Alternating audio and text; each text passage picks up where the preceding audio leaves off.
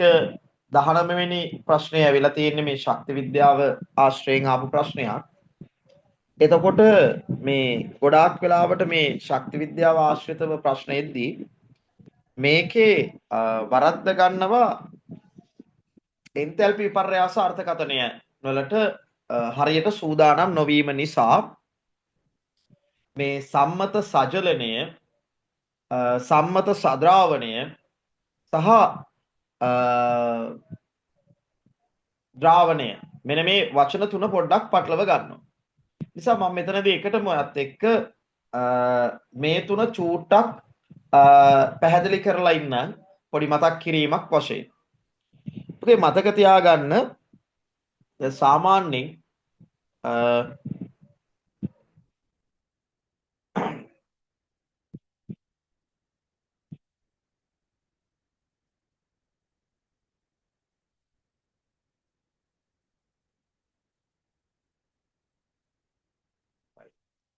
සාමාන්‍යයෙන් දරුවෝ මේ වායුමය අයනේ ඉන්නේ.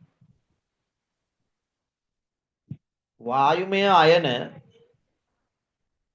මවුල එකක් අරගෙන වායුමය අයන මවුල එකක් අරගෙන ඒ වායුමය අයන මවුල එක ආකාර දෙකකට ඔබේ විෂය නිර්දේශය අර්ථකථනය කරනවා. හරි. වායුමය අයන මවුල එක ආකාර දෙකකට ඔබේ විෂය නිර්දේශය අර්ථකථනය කරනවා දරුවනේ. එකක් තමයි මෙන්න මේ වායුමය අයන ජලයේ දියවීම කතා කරනවා. මේ වායුමය අයන ජලයේ දියවීම කතා කරනවා. හරි. එතකොට මේකට ජලය සම්බන්ධ කරලත් අර්ථකථනයක් තියෙනවා. ඊළඟට ජලය නෙමේ ඕනම ද්‍රාවණයක් කියලා අරගෙනත් අර්ථකථනයක් තියෙනවා. හරි. මේ දෙකම තියෙනවා. රයිට්. වායුමය අයන මවුල එකක් අරන් ඒක ජලයේ එක්ක දියවීමත් වාගේ කතා කරනවා. සාමාන්‍ය ද්‍රාවණයක් කියන්නේ මෙතන ද්‍රාවකයක් ද්‍රාවකයක් වෙනත් ද්‍රාවකයක් එක්ක දියවීමත් කතා කරනවා. එතකොට මේ හැදෙන්නේ මොනවද? ඒව ඔයාලා අර්ථකථන වල බලා ගන්න. මේ සමමනේ දල වශයෙන් කිව්වොත් මෙන්න මේකට ඒ කියන්නේ මේ වායුමය අයන මවුල එකක් ජලය තුල දිය කරලා හදා ගන්න කතාවට අපි කියන්නේ දරුවනේ සජලන එන්තැල්පිය කියලා. හරි. ද්‍රාවකවයක මොකක් හරි කැමති ද්‍රාවකයක දිය කරලා හදා ගන්න එකට අපි කියන්නේ සද්‍රාවන කියලා. හරි. එතකොට හොඳට මතක තියාගන්න මේ මම ඔබට කෙටි ක්‍රම වලින් කෙටි සටහනක් වගේ තමයි දෙන්නේ. තියරිය ගැඹුරට යනවා. නමුත් මේ කෙටියෙන් දෙන්නේ සම්පූර්ණ සටහන් නෙමෙයි.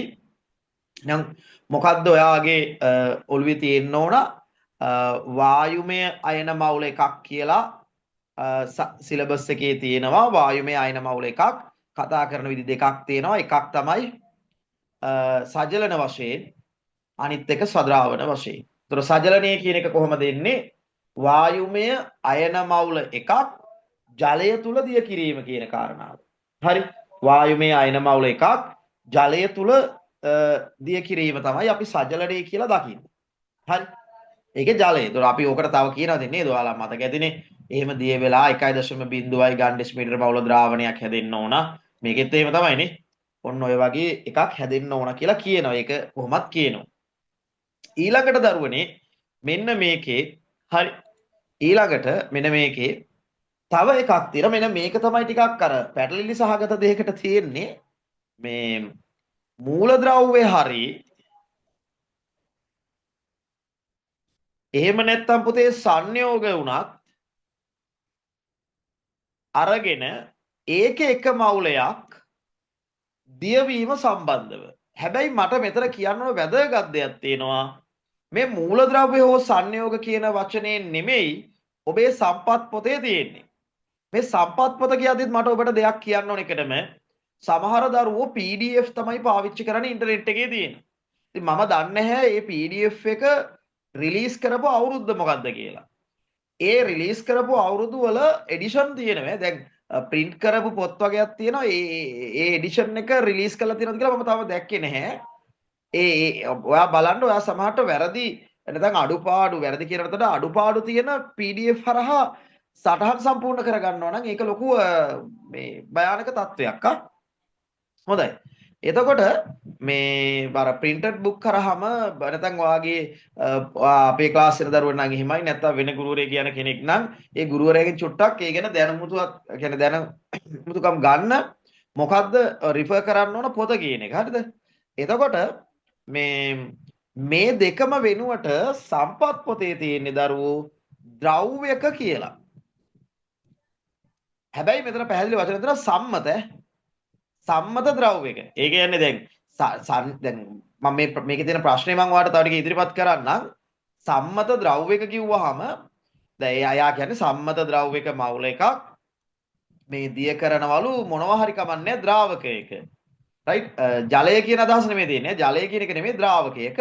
ඒකත් දිය කරලා මෙන්න මේ සාන්ද්‍රණයේ තියෙන ද්‍රාවණයක් හදා ගන්න ඕන කියලායි කියන්නේ. එතකොට පුතේ මේකේ තියෙනවා මේ ටිකක් ගැඹුරු කාරණා කීපයක්. ඒ නිසා අද දවසේ ඔබ ඉගෙන ගන්න වැදගත්ම පොයින්ට්ස් කීපයක් අතර එකක් තමයි මේක. මේ මොකක්ද මෙන්න මේ කතාව. එතකොට පුතේ මම ඔයාලට කියන්න ඕන මේ දැන් සම්පත් පොතේ තියෙන මූලද්‍රව්‍ය හෝ සංයෝග කියලා නෙමෙයි. ඒක මතක තියාගන්න ඕන. සම්පත් පොතේ තියෙන මූලද්‍රව්‍ය හෝ සංයෝග කියලා නෙමෙයි. සම්පත් පොතේ තියෙන සම්මත ද්‍රව්‍යක කියලා. නමුත් සම්මත ද්‍රව්‍යයක් කිව්වහම මොනවද අපිට ගන්න පුළුවන්? සම්මත ද්‍රව්‍යයක් කිව්වහම පුතේ Br2 ලික්විඩ් එක ගන්න පුළුවන්. ඒ වගේම සෝඩියම් ක්ලෝරයිඩ් සොලිඩ් එක ගන්නත් පුළුවන්. හැබැයි මතක තියාගන්න ඕනේ සෝඩියම් ක්ලෝරයිඩ් ගෑස් එක ගන්න බෑ. මොකද ඒක සම්මත තත්ත්වේ කෙනා නෙමෙයි. සෝඩියම් ක්ලෝරයිඩ් සොලිඩ් සම්මත මේ Br2 ලික්විඩ් සම්මත. එතකොට පුතේ සම්මත තත්ත්වයට ඔබ ගද්දී හොඳට මතක තියාගන්න සම්මත තත්ත්ව යටතේදී මූලද්‍රව්‍යයක් ගන්නත් පුළුවන් ඔබට සම්මත තත්ත්ව යටතේදී සංයෝගයක් ගන්නත් පුළුවන් ඔබට. හරි. මේ දෙක හොඳට මතක තියාගන්න. හැබැයි මම දන්නේ මට කියන්නේ යම් දේවල් තොරතුරු තියෙනවා. ඇයි මෙතනට ද්‍රව්‍යක කියලා පාවිච්චි කරන්නේ? මොකද ඕනෑ තරම් අර්ථකථන තියෙනවා. දැන් ඔබ මේ ප්‍රශ්නය ඉවර වුණාම ඔබ කළ යුතු හෝම්වර්ක් එක වෙන්නේ පුතේ අර්ථකථන සියල්ල ගන්න. අර්ථකථන සියල්ල ගන්න. අරගෙන ඒ සියල්ල හොඳට ස්ටඩි කරන්න. දැන් මේක ඉවරුණු ගමන් බැරි වේවි. හරිද? අපි ආසන්නව පැයක විතර එකක් මේ කරන්නේ නේද? ඒතර ඔයා නිවාඩුව පැය 48ක් වගේ ඇතුළත ඔයා සියලුම අර්ථකථන චුට්ටක් ලියලා බලන්න. එතකොට ඔයාට තේරෙයි සමහර අර්ථකථන දැන් වැඩි ඕනේ වාෂ්පීකරණයේදී එතකොට මේ විලයනයේදී තූකරණය මේ හැම එකම තූකරණ නැහැ නේද? තූකරණේ නැහැ. මේ විලයනය වාෂ්පීකරණය මේ වගේ වල කියනවා ඌර්ධෝපාතනේ. මේ හැම එකම මේ හැම එකම දරුවෝ එක්කෝ කියනවා මූලද්‍රව්‍යක හෝ සංයෝගයක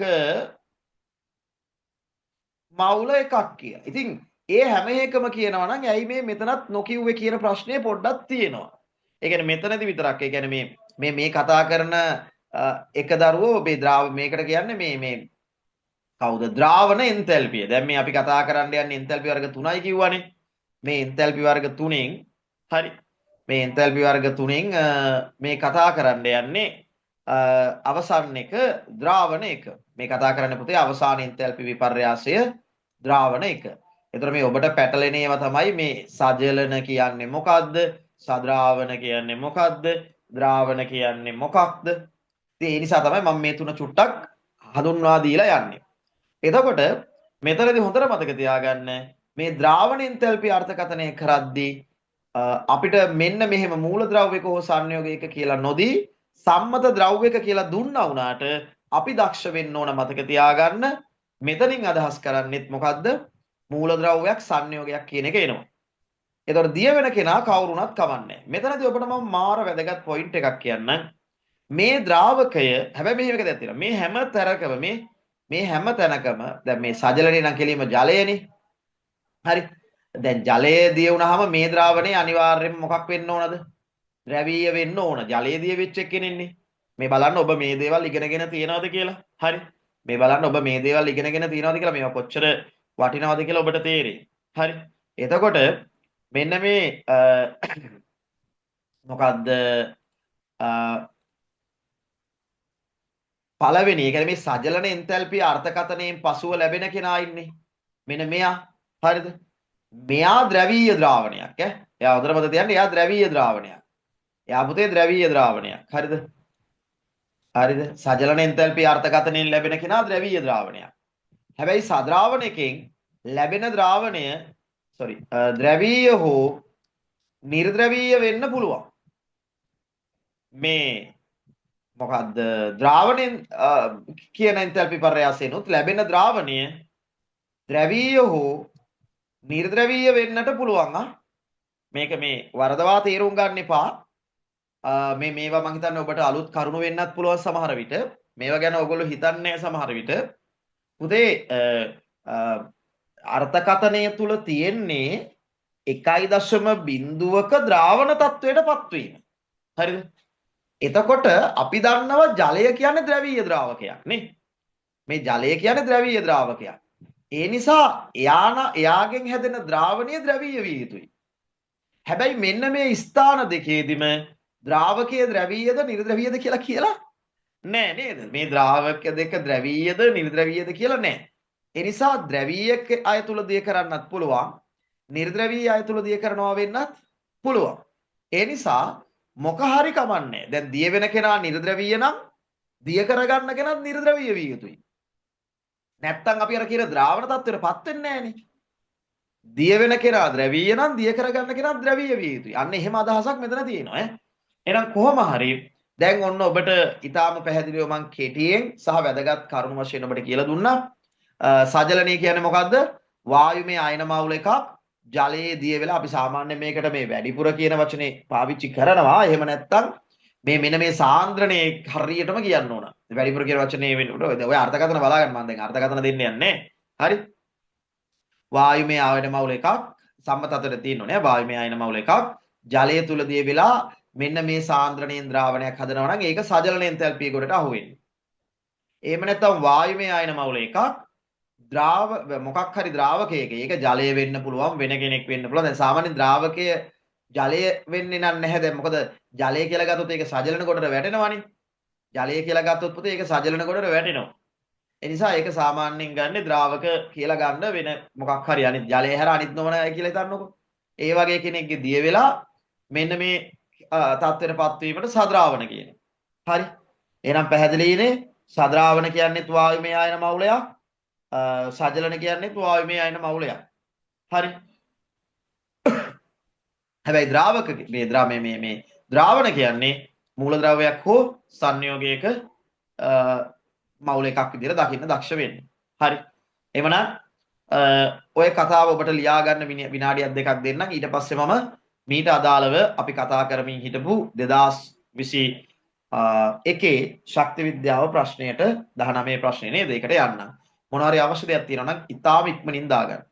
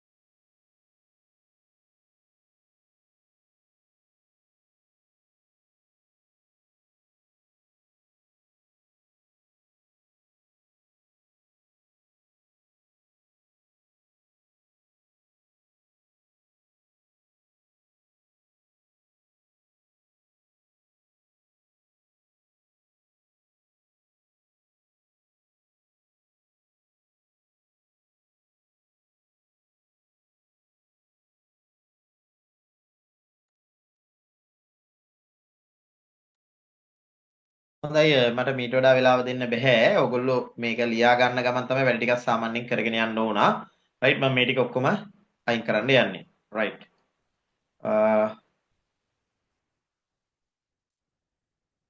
එතකොට එහෙමනම් අපේ ප්‍රශ්නෙට අපි ආවොත් රයිට් අපේ ප්‍රශ්නෙට අපි එන්න යන්නේ මේ තියෙන්නේ ප්‍රශ්නය සෝඩියම් අයනේ සම්මත සජලන එන්තැල්පියට අදාළ නිවැරදි ප්‍රතික්‍රියාව. එතකොට අපි එකෙන් එක බලමු එකෙන් එක බලමු. රයිට් සෝඩියම් අයනය. එතකොට සෝඩියම් වායුමය අයනය තියෙන්න ඕන. ඒක සජලනය කියන්නේ පුතේ ජලය තුල දියවීමනේ නේ. සජලනය කියන්නේ ජලය තුල දියවීම. එතකොට ජලය ලියවිලා තියෙන්නත් ඕන. දැන් මේකේ ජලය නෙමෙයිනේ තියෙන්නේ මේ වෙන මොකද්ද මන්ද එකක්. එතකොට මේ වගේ එකක් අපි සාමාන්‍ය ඉගෙන ගන්න අර්ථකථනවල නැහැනේ. එතකොට මෙයාව දාන්න වෙන්නේ අර ඩෙල්ටා HT ට RXN කියන එකක්. ඒ කියන්නේ R XN කියලා කියන්නේ මේ සාමාන්‍යනේ විශේෂ අපි කතා කරන උත්පාදන ඌර්ධෝපාදන ඔය වගේ වලට අහුවෙන්නේ නැත්නම් අපි ඒවට කියන්නේ මොකද්ද? ඩෙල්ටා HT ට RXN එක නිකන් සාමාන්‍ය වෙන මොකක් හරි විශේෂ ප්‍රතික්‍රියාවක්. ඒතර ඒක සජලනය වෙන්නේ නේද? සජලනය වෙන්න වායුමය ධනායනයෙන් පටන් ගන්න ඕන. ඒතර මේක අරන් බැලුවාම පුතේ මේක වායුමය මේ සංයෝගයක්නේ. ඒතර ඒකටත් අපිට මොකක් කියන්න බෑයිද? සජලනය කියන්නත් බෑ. ඒ වගේම මේකට නමකුත් නෑ නේද? දැන් නැස අර ජලයේ දිය වුණොත් ද්‍රාවණ එන්තැල්පිය කියන්න පුළුවන් නේද? ඔව් ද්‍රාවණ එන්තැල්පිය කියලා කිව්වා කි. නමුත් මේක වායුමය තත්ත්වෙන් නෙමෙයිනේ ගන්නෙ.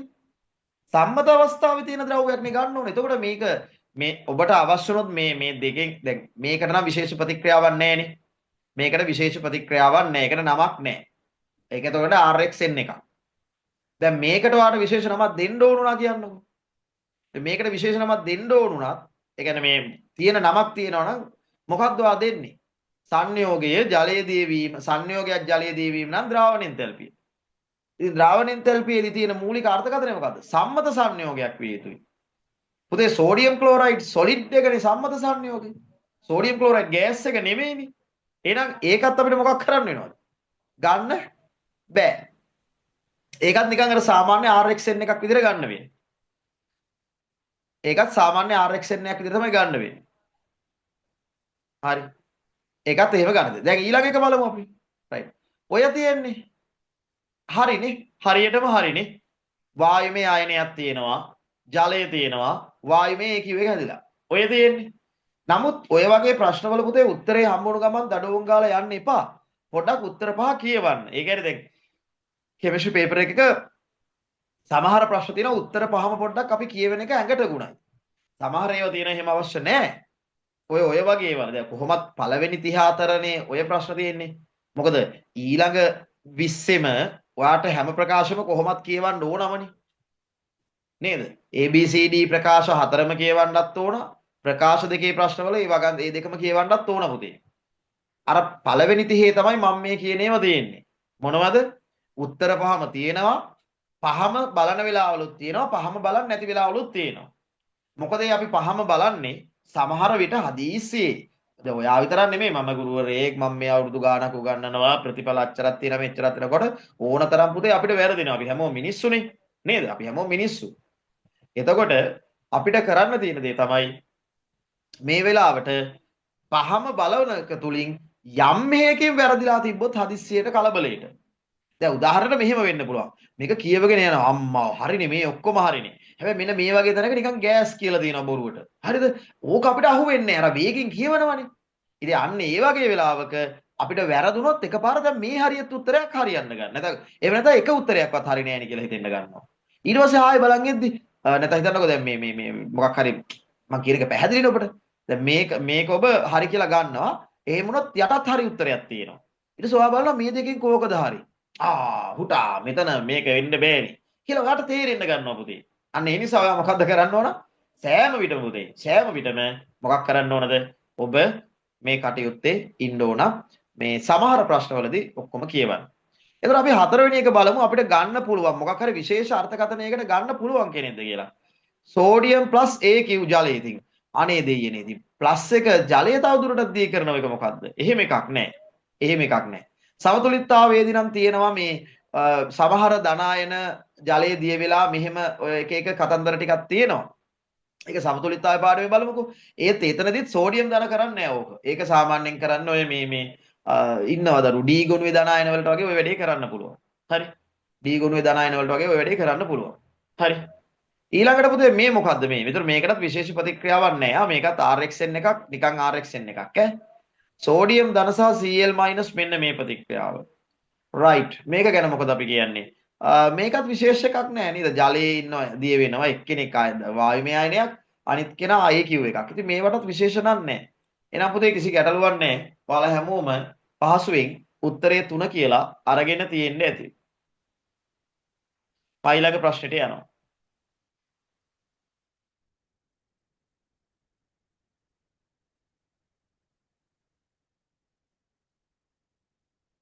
හොඳයි.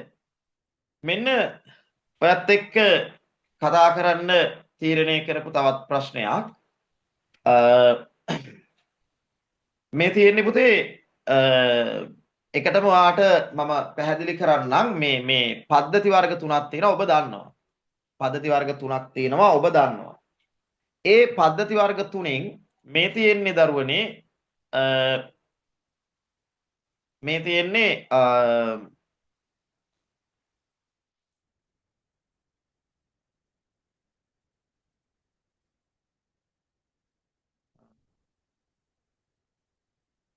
right මෙතන තියෙන්නේ මොකද්ද? මේවට අපි කියන්නේ පුතේ විවෘත පද්ධති. මේවට කියන්නේ විවෘත පද්ධති. ඔබ දන්නවා. මේවට කියන්නේ සංවෘත පද්ධති. මෙන්න මේ වගේ ඒවා තමයි ඒකලිත පද්ධති කියලා කියන්නේ. ඒකලිත. හරි. මොකක්ද මේ සංවෘත කියන්නේ සර්? right. සංවෘත කියන්නේ ඔබට තේරෙන්නේ නැති මෙතන මේ පියනක් වගේ මුකුත් විශේෂයෙන් නැහැනේ. ඒ නිසා මේ වතුරට මේට යන්න පුළුවන්. ඒ වගේම වෙනත් පදාර්ථ වලට මෙහෙට එන්නත් පුළුවන්. හරිද? ජලයට උඩට යන්නත් පුළුවන්. තව ඒවට මේකට එන්නත් පුළුවන්. එතකොට අපි කියනවා මේ ස්කන්ධේ නැත්තම් පදාර්ථයට නේද? මෙන්න මේ වගේ ඒවා දැන් පදාර්ථයට හුවමාරු වෙන්න ඉඩ දෙනවා. ඒ වගේම පුතේ මේ වගේ පද්ධති හරහා ශක්තියටත් එහෙට මෙහෙට යන්න පුළුවන්. හරි. විවෘත පද්ධතියක මූලික ස්වභාවය මොකද්ද? පදාර්ථයටත් යන්න දෙනවා, ශක්තියටත් යන්න දෙනවා. හැබැයි එතනදී මතක් කරලා ඔබ මායිම කියන වචනේ ලියන්නම ඕනේ. අපි පන්ති වල කියලා තියෙනවා මතක ඇති අර ශක්ති විද්‍යාව අර බේසික් රිවිෂන් කියන පේපර් ක්ලාස් එකේ පේපර් එක හරහාත් අපි යොක කරා. ඒ වගේම හැම දරුවෙක්ම සරල තියරි ඉගෙනගෙන තියෙනවා. අර්ථකථන ලියද්දී කොයි පොයින්ට් එකකටද ලකුණු ලැබෙන්නේ කියලා මම ඔබට කියලා තියෙනවා. ඒ වගේම ඔයාලා හැමෝම දන්නවා ඇති ඕක. එතනදී අපි පැහැදිලිවම කියනවා මායිම හරහා කියන වචනය සඳහන් විය යුතුමයි. මොකද්ද? කිසියම් පද්ධතියක මායිම හරහා පදාර්ථය සහ ශක්තිය යන දෙකටම හුවමාරු වෙන්නට ඉඩ ලැබෙනවා නම් ඒතර සාමාන්‍යයෙන් දැන් මෙහෙම දෙයක් තියෙනවා. මේ පද්ධතියේ මායිම කියන්නේ මොකක්ද කියන එක දැන් අර පදාර්ථය යන තැන මොකක්ද කියන ප්‍රශ්නේ තියෙනවා. සාමාන්‍යයෙන් මායිම කියලා කියන්නේ මෙන්න මේ බීකර මෙන්න මේ කොටස. මේක හරහා නම් ඇත්තටම යන්න බෑ මේ පදාර්ථයට. නමුත් එතනම මෙන්න මේ කොටස තියෙන්නේ මෙන්න මේ උඩ කොටස. මේක ඔබට මායිම විදිහට දකින්න පුළුවන්. මේ හරහා වතුර යනවනේ. එහෙම තමයි ගන්නෙ. දැන් මේ විවෘත පද්ධතියක ඔබ දන්නවා විවෘත පද්ධතියක මූලිකව වෙන්නේ මොකද්ද? මේ මොකද්ද? පදාර්ථයට යන්න එන්න දෙන්නේ මම මේ මීට කෙලින් ලියන් යන්නේ. හැබැයි ශක්තියට යන්න එන්න පුළුවන්. දැන් මේක වහලා තිබ්බට පුතේ මෙහෙම වහලා තිබ්බට මේක සාමාන්‍යයෙන් යන්න එන්න හැකියාව තියෙනවා. දැන් කියන්නේ බාහිර පරිසරයේ සීතල වුණොත් මෙහෙත් සීතල වෙනවා. බාහිර පරිසරයේ උෂ්ණත්වය වැඩි වුණොත් මෙහෙත් උෂ්ණත්වය වැඩි වෙනවා. එහෙම නැත්නම් මේක ASCII උෂ්ණත්වය වැඩි වුණොත් ඒ උෂ්ණත්වය බාහිර පරිසරයට යනවා. මේක ASCII සීතල වුණොත් ඒ සිසිලස බාහිර පරිසරයට දැනෙනවා. ඒ සිසිල කියන්නේ මොකක්ද කියන එක ඔබ මම ඕනනම් තව ටිකක් ඕනනම් පැහැදිලිත් කරන්න නැත්නම් බලමු. හරිද? කියන්නේ බලමුකෝ ඉස්සරහට ප්‍රස්තාරයක් තිබේ. ප්‍රස්තාරයෙන් මම ඔයාලට තාපාවශෝෂක දායක කතාව නම් පොඩ්ඩක් කියලා දෙන්නම්. ඉතින් මේ වගේ ඒවාට කියන්නේ පුතේ සංවෘත කියලා. මෙන්න මේ වගේ ඒවාට අපි කියනවා ඒකලිත කියලා. දැන් ඒකලිත පද්ධති. එහෙම නැත්නම් අපි කියනවා මේවට මේ තර්මෝස් ෆ්ලාස්ක් එකක් කියලා වගේ කියනවා. ඒ කියන්නේ මේ උණු වතුර බෝතල් වගේ ඒවා.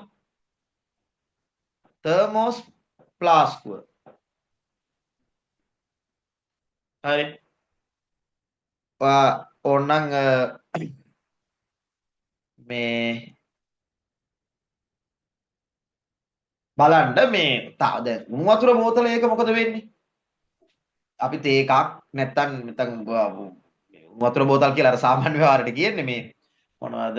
ඒ කියන්නේ මේ කූල් වතුර හරි නැත්තම් කූල් බීම් එකක් හරි උණු වතුර එකක් හරි නැත්නම් උණුවට හදාගත්තු කිරි එකක්, බෙලි මල් එකක්, කොත්ත මල්ලි එකක් මේ බෝතලයකට දාලා තිබ්බොත් ඕක හදලා තියෙන්නේ කොහොමද? මෙන්න මේ බිත්ති පුතේ පරිවාරක ද්‍රව්‍ය වලින්. අන්නේ වචනේ කියන්න ඕනේ. පරිවාරක ද්‍රව්‍ය වලින් හදපු තර්මෝස් ෆ්ලාස්කු. මෙන්න මෙහෙමයි කියන්න ඕනේ. පරිවාරක ද්‍රව්‍ය වලින් හදපු තර්මෝස් ෆ්ලාස්කු. right? ඒකලිත පද්ධතියක උදාහරණයක් ඇහුවාම තර්මෝස් ෆ්ලාස්කුව කියලා විතරක්ම ලියන්න එපා. ලකුණු ලබා නොදෙන්නත් පුළුවන්. පරිවාරක ද්‍රව්‍ය වලින් හදපු තර්මෝස් ෆ්ලාස්කුව නම් වැඩි සුපිරි. අන්න ඕක තමයි අපි කියන්නේ අර වචනෙන් වචනේ අපි හොඳට ඉගෙන ගන්න ඕන පුතේ. විශේෂයෙන්ම රචනා ප්‍රශ්න දැන් මේක MCQ paper discussion එක මම මේ යන්නේ. හරි. ඒතර මේ හරි වැදගත් වචනෙන් වචනේ කතා කිරීම. හරි. එතකොට මේ ඊළඟට එතකොට ඔය කතාව හරිනේ ඔබට. රයිට්. මෙතන මොන හරි අවශ්‍ය දෙයක් තියෙනවද දාගන්න මේ. එතකොට ඒකලිත පද්ධතියක මේ මායි මහරහා ශක්තියට යන්න දෙන්නෙත් නැහැ. පදාර්ථයට උදේ යන්න දෙන්නෙත් නැහැ. ඒ නිසා ඒක හොඳට මතක තියාගන්න. එතකොට මොකද්ද ඔබ ලියුවොත් ලියන්නේ? තාප පරිවාරක ද්‍රව්‍යනේ. අර තර්මෝස් ෆ්ලාස්කුව ලියන්නේ කොහොමද පුතේ? අපි ලියන්නේ තාප පරිවාරක ද්‍රව්‍ය වලින් සෑදිච්ච තර්මෝස් ෆ්ලාස්කුවක්. තාප පරිවාරක ද්‍රව්‍ය වලින් සෑදිච්ච තර්මෝස් ෆ්ලාස්කුවක්. හරිද? හරි. ඒකලිත පද්ධතියක උදාහරණයක් වෙනවා. රයිට්. ඔය ටික අවශ්‍ය දෙයක් තියෙනවා නම් දාගන්න.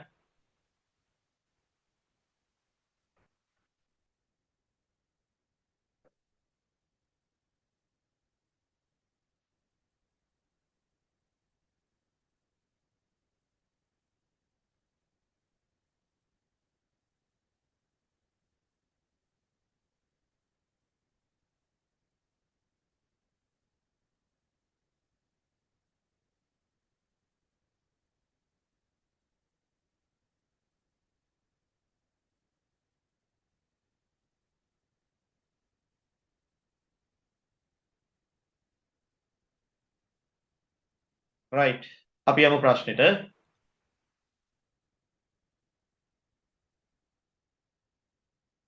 තාප පරිවාරක බිත්ති සහිත සංවෘත දෘಢ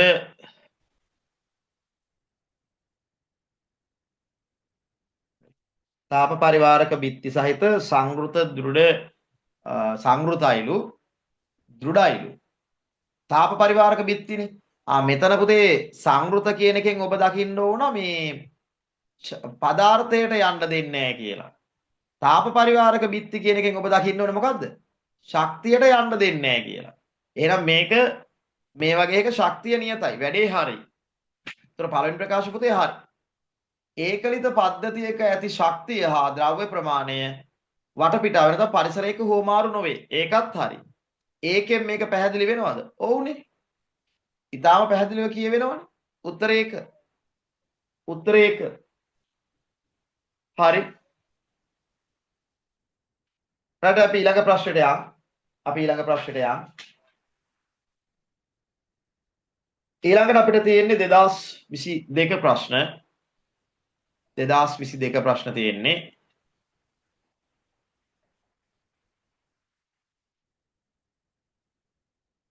right.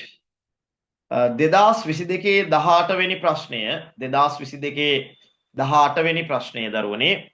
right. අපි බලමු.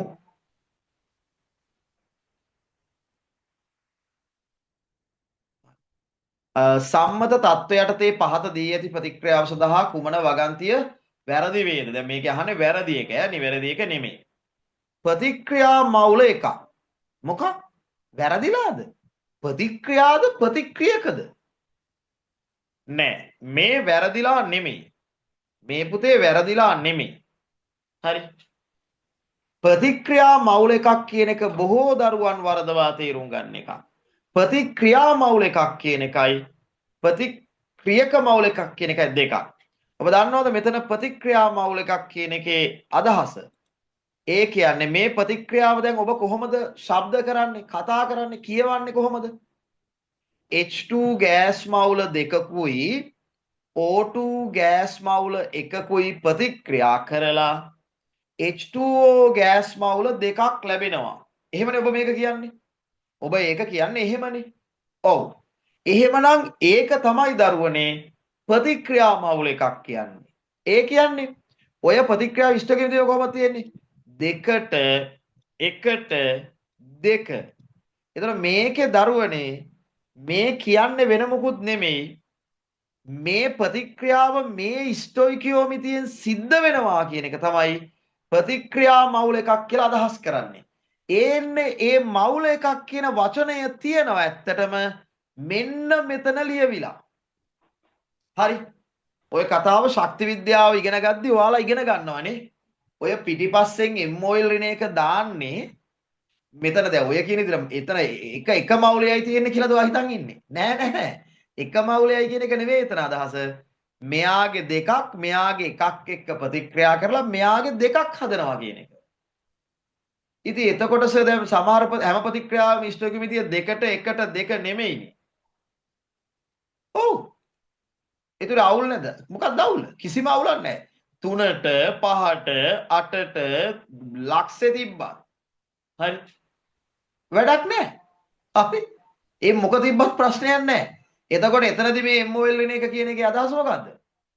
එක්කෙනෙක්ගේ මවුල 3කුයි අනිත් කෙනාගේ මවුල 5කුයි ප්‍රතික්‍රියා කරලා තව කෙනෙක්ගේ මවුල 8කුයි තව මවුල ලක්ෂෙකුයි හැදෙනවා කියලා. මවුල ලක්ෂ හැදෙන ප්‍රතික්‍රියා නැහැ. හරි. මේ ඊට පස්සේ කියන්න එපා අන්න අරද බොරු කියනවා මේ මවුල ලක්ෂ හැදෙනවා කියලා. මවුල ලක්ෂවල නෑ තමයි. හරි. එතකොට මෙන්න මේක හොඳට තේරුම් ගන්න. එහෙනම් මේ ප්‍රතික්‍රියා මවුල එකක් කියන්නේ මොකද්ද? දීලා තියෙන විදිහට වෙනවා කියන එකයි. දීලා තියෙන විදිහ කියන්නේ තුලිත කියන එක. හොඳට මතක තියාගන්න තුලිත විදිහට වුණා කියන එකයි ඒකේ අදහස. රයිට්. එතකොට තුලිතක කීයක්ද කියලා තියෙන්නේ? ඍණ 883යි සෝරි මේ 483.7ක් තමයි යන්නේ. පිට වෙනවා. ඍණ කියන්නේ පිට වෙනවනේ. ඉතින් කිසි ගැටලුවක් නැහැ නේද දරුවනේ? කිසිම ගැටලුවක් නැහැ. මම මේ මකනවා අවශ්‍ය දේවල් දාගන්න. හරි. ඔව් ඒක හරි. වැය වූ H2 මවුල දෙකක්. ඒ කියන්නේ මෙන්න මේ දෙක වැය වෙද්දී මෙච්චර ශක්තියක් පිට වෙනවලු. ඔව් හරිද? හරිද? ඔයා හිතන්න ඔයාගේ පියා සුනිල් කියලා උදාහරණයක් දර ඔයාගේ තාත්තා නම සුනිල් කියලා. ඔයාගේ නම කමල් කියලා හිතන්න. සුනිල්ගේ පුතා කමල් කිව්වත් හරි කමල්ගේ පියා සුනිල් කිව්වත් හරි සුනිල් සහ කමල් මොනවද මේ එකම පවුලේ සමාජිකයන් කිව්වත් හරි සුනිල් සහ කමල්ගේ DNA සෑහෙන්න මැච් වෙනවා කිව්වත් හරි එක එක බයිලා ඔක්කොම කියලා මොකද්ද මේ කියන්නේ? එකම බයිලේ එකම කතාව. දැන් ඊළඟට මොකද්ද කියලා තියෙන්නේ? මේ මම කිව්වේ H2O ගෑස් මවුල දෙකක් මේ මෙයාගේ හැදෙන මවුල දෙකක් ඒ සඳහා මෙන්න මේ යගේ පිට කරාලු. ඉතින් ඔව් මේ ප්‍රතික්‍රියාව හැබැයි මෙන්න මේක නෙමෙයි මේ සම්පූර්ණ ප්‍රතික්‍රියාව දෙකෙන් ගුණ වෙලා තියෙන්නේ. එතකොට 967.4ක් කරනවලු. මේක පුතේ දෙකෙන් ගුණ කරලා බලන්න. දෙකෙන් ගුණ කරන්න මේක දෙකෙන් ගුණ කරොත් ඔව්. එතන 14යි 4යි 1යි එතකොට 3 6යි 7යි රයිට් 8 වරක 16යි 2යි එකක් ඉතුරු 4 2 8යි 8 1යි 9යි රයිට්. මේක හරි පුතේ. මේක හරි. හරි. ඉතින් දැන් ඔක්කොම හරි ගියා කියන වැරදි උත්තරේ 5 වෙන්න ඕන. නමුත් මේක බලමු. ඕම් මෙතන කියනවා O2 මවුල එකක් වැය වුණොත්. ඔව් දැන් වැය වෙලා තියෙනවනේ O2 මවුල එකක් මේ. එකක් වැය වෙලානේ තියෙන්නේ. ඒ වැය වෙච්ච එකට නිදහස් කරන්න මෙච්චරල්ලු. මෙච්චරක් කොහෙද? 483ක්ම ගිහින් තියෙන්නේ. මේ 483 කියන එක දෙකෙන් බෙදන්නකො. ඔය මම 483 ගාන දෙකෙන් බෙදුවොත් මේක එනවා නේද? 2යි මෙතන 4යි ඊට පස්සේ 3 බෙදුවාම එකක් ඉතුරු 17ට ගත්තාම 8යි 5යි රයිට් මේක එනවා. එතකොට මේ මොකද්ද කරලා තියෙන්නේ? ඔබෝ රවට්ටලා. මෙයාගේ මවුල එකකට දෙන්න ඕනේ මේකෙන් භාගයයි. නෑ. මං ඉස්සලත් කිව්වේ ඔබ මේ MOL ඍණ එක කියන එකේ අදහස හරියට අවබෝධ කරගන්න ඉන්න දවරුවෙක් නම් ඔයා තේරුම් ගන්න ඕන මෙතන තිබෙ පුතේ සම්පූර්ණ ප්‍රතික්‍රියාව ගැන. ඒ නිසා පස්වෙනි එක වැරදි. උත්තරේ 5.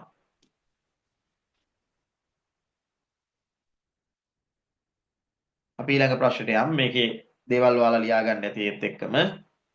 රයිට්. මෙන්න මේ ප්‍රශ්නය 2022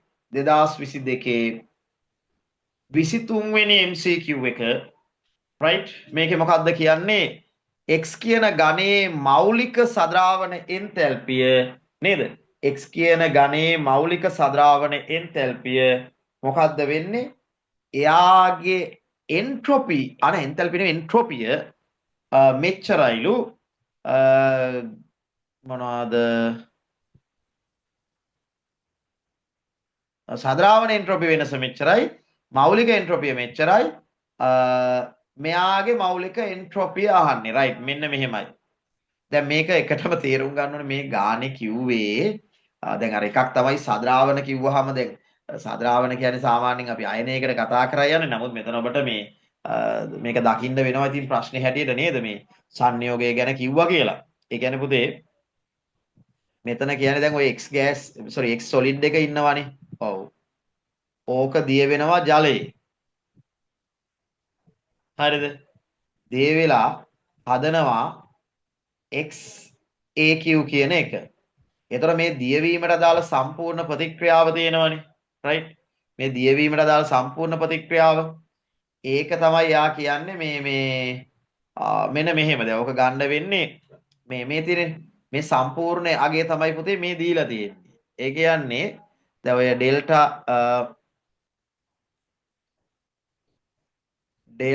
HT ST dissolution නේද? dis එක කියන්නේ මෙන්න මෙයාගේ මෞලික එන්තැල්පියෙන් මෙයාගේ මෞලික එන්තැල්පිය අඩු කරන්න ඕන. හරි.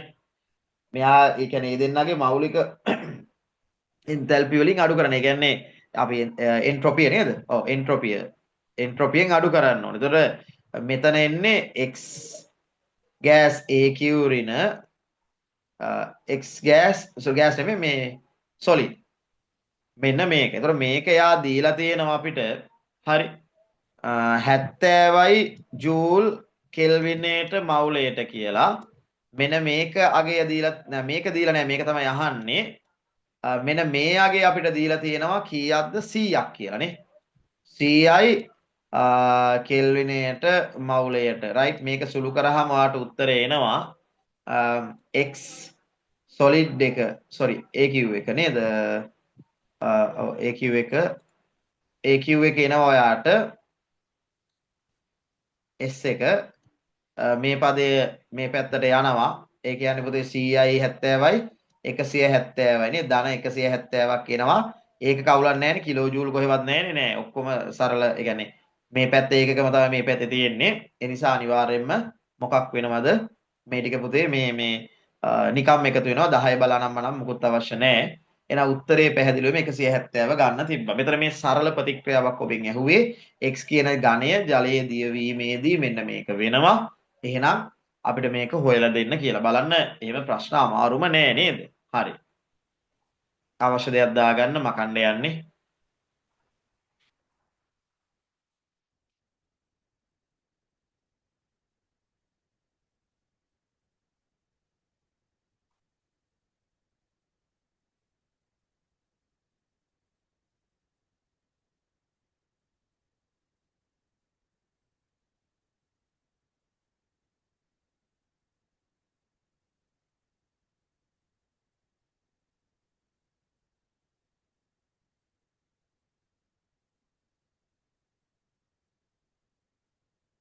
රයිට් අපි ඊළඟ ප්‍රශ්නට යමු මොනවා හරි ලියා ගන්න වෙලා මදි වුණොත් මේක අපි YouTube එකට දානවා දරවලට YouTube එකෙන් බලා ගන්න පුළුවන් නමුත් හැමතිස්සෙම උත්සාහ කරන්න ලයිව් වෙන්න දරුවනේ මොකද ඒතකොට තව වැඩක් ඔයා පස්සට තියාගන්න එපා මොකද ලොකු වෙලාවක් මම මේක කරන්නේ නැහනේ අන්තිම කාලේ රෑලි වෙනකම් පන්ති කරනවට වඩා හොඳයි නේද අපි දැන් ඉඳලම ටික ටික ඉවර කරගන්න එක මේ වැඩේ ඉවර වුණාම මගේ අදහසක් තියෙනවා ඉනෝගනික් ප්‍රශ්න සාකච්ඡාව පටන් ගන්න හැබැයි ඒකට ඉනෝගනික් ඉවර වෙලා තියෙන්න ඕනේ ඔබේ අපි බලමු එතකොට මේ සම්පූර්ණයෙන් මම ඔබට පොරොන්දු වෙනවා සියලුම දරුවන්ට ලංකාව පුරා ඉන්න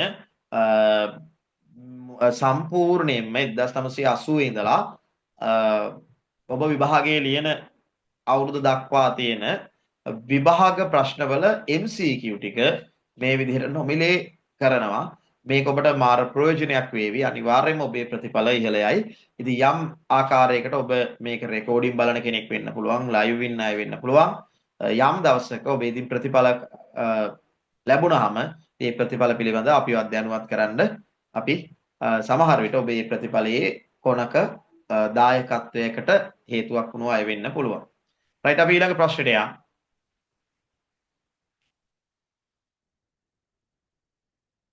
රයිට් මෙන්න මේ ප්‍රශ්නය. ඔව්. දැන් අපිට පේනවා මේක දීලා තියෙන්නේ මේ මොනවද පහත සඳහා يعني මේක දීලා තියෙන්නේ මේ එන්තැල්පි ප්‍රශ්නෙම ප්‍රස්ථාරයක් වගේ අරගෙන නේ නිකන් පොඩි දේවල් ටිකක් කරලා තියෙන්නේ නේ නිකන් බොරුවක් කරලා තියෙන පොඩි නේ ආර්ට් එකක් දාලා තියෙනවා. පහත සඳහන් කුමක් මගින් H2 ගෑස් ධන Cl2 ගෑස් ලැබෙනවා දෙකක් HCl ගෑස් කියන ප්‍රතික්‍රියාවේ සක්‍රියන ශක්තිය නිරූපණය වෙනවද කියලා අහනවා. සක්‍රියන ශක්තිය නිරූපණය වෙනවද කියලා අහනවා. හරි. එතකොට පුතේ මේ බලන්න හොඳට මේ ප්‍රතික්‍රියාවේ ඉන්න ප්‍රතික්‍රියකත් වායුමය අවස්ථාවේ ඉන්නේ. ප්‍රතිඵලත් වායුමය අවස්ථාවේ ඉන්නේ. හරි. ඒ වගේම දරුවනේ මේ හැම එකක්ම රයිට් මේ හැම එකක්ම බන්ධන විඝටන ශක්තිය හරහා ඔබට දීලා තියෙනවා. මේ හැම එකම බන්ධන විඝටන ශක්තියත් ඔබට දීලා තියෙනවා. හරි. එතකොට දැන් බන්ධන විඝටන ශක්තියත් ඔබට දීලා නම් තියෙන්නේ. හරි. එතකොට ඔබට දීලා තියෙන සියලුම සංයෝග වායුමය අවස්ථාවේත් පවතිනවා නම් බොරුවට දාගන්න යන්න එපා තාප රසායනික චක්‍ර ඔබ දන්නවා වායුමය අවස්ථාවේ තියෙන සංයෝගයකට හරි වායුමය අවස්ථාවේ තියෙන සංයෝගයකට අපිට දුන්නොත් මේ මොනවද බන්ධන විඝටන එන්තැල්පි එක්ක අගයන් ටික අපි දන්නවා මේකට අපිට පාවිච්චි කරන්න පුළුවන් කෙටි සම්බන්ධයක් තියෙනවා නේ මේ වගේ වෙලාවට අපි පාවිච්චි කරන කෙටි ක්‍රමයක් තියෙනවා මොකක්ද ඒ කෙටි ක්‍රමය අපි ගන්න ඕන මේ ප්‍රතික්‍රියාව තුල සිද්ධ වෙච්ච සුද්ධ කතාව මොකක්ද කියලා අපි එකටම බලන්න ඕන රයිට් මේ බලන්නකො මේක තුල වෙන්නේ හරි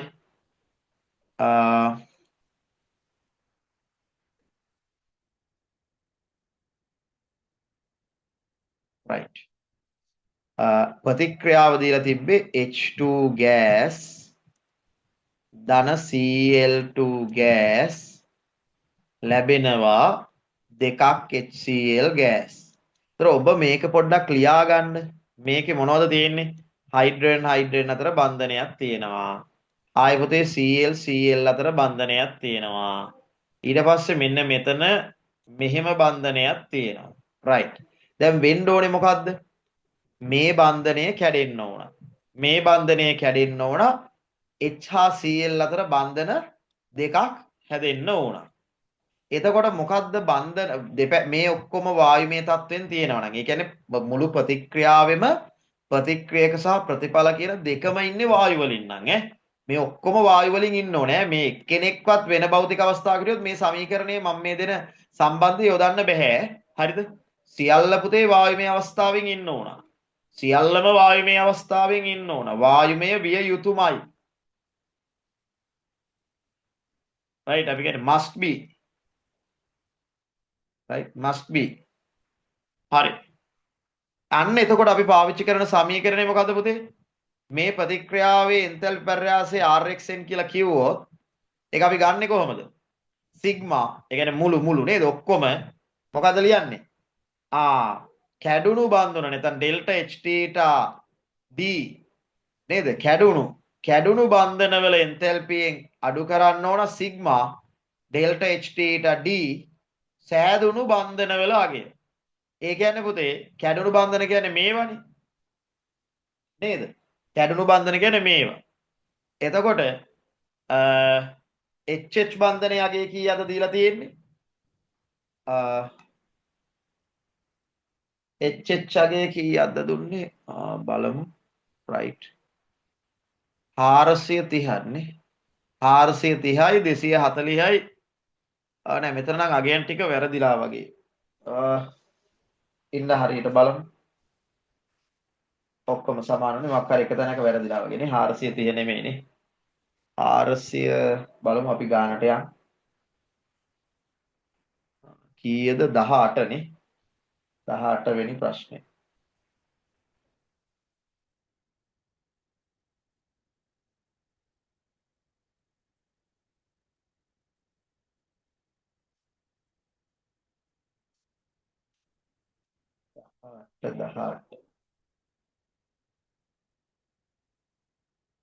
ප්‍රශ්නේ මම උපුටගත්ත තැන නම් තියෙන්නේ 430මයි වැදිලා. එතන මොකක් හරි වැරද්දක් වෙලා වෙන්නේ නැති මේ නැත්තම් ප්‍රශ්නේ එහෙමම දන්නේ තියෙන්නේ 430ද හරියටම තියෙන්නේ. විභාග ප්‍රශ්නේ 430ද තියෙන්නේ. මට මැසේජ් කරන්න ඕගොල්ලෝ ගාව ප්‍රශ්න පොත් මොනවා හරි තියෙනවා නම් මේක 430මද තියෙන්නේ. මම මේ නිකන් එතන ඒක වෙන්න බෑනේ. මට චුට්ටක් කියන්න HH බන්ධනේ යගේ මං ගාව තියෙන රිසෝස් එකේ තියෙන මේ මං ගාව තියෙන පොතේ තියෙන එහෙම නැත්තම් මේකෙන් බලන්න වෙනවා. චුට්ටක් මැසේජ් කරන්න දරුවනේ.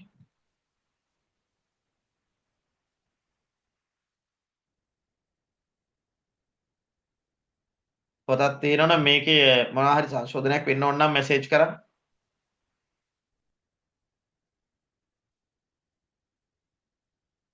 ඔයාලා ගාව තියෙන්නේ 430 කියලාමද?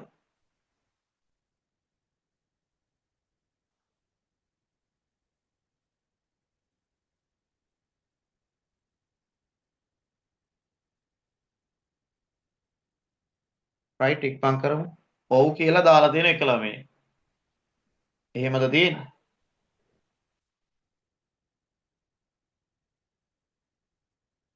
පාරසියදී තව බලන්න දාන්න. ඔව්. හැමෝම ඔව් කියලා වගේ දාන්නේ නේ. රයිට්. එහෙනම් අපිට 430 තියාගෙන යන්නේ 430න් යන්න.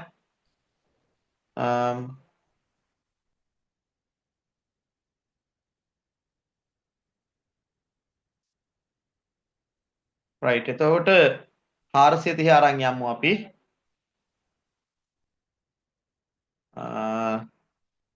නම් මේකේ හරි ඇති කියලා මම හිතාගෙන හදනවා. HH තරත් 430යි. එතකොට කැඩුණු බන්ධන කියද්දී මේ මෙන්න මේවා කැඩෙනවානේ. එතකොට 430ක් කැඩෙනවා HH වලින්. ඒකට එකතු කරන්න ඕනේ CL වලින් කැඩෙනවා පුතේ 240ක්. හරි.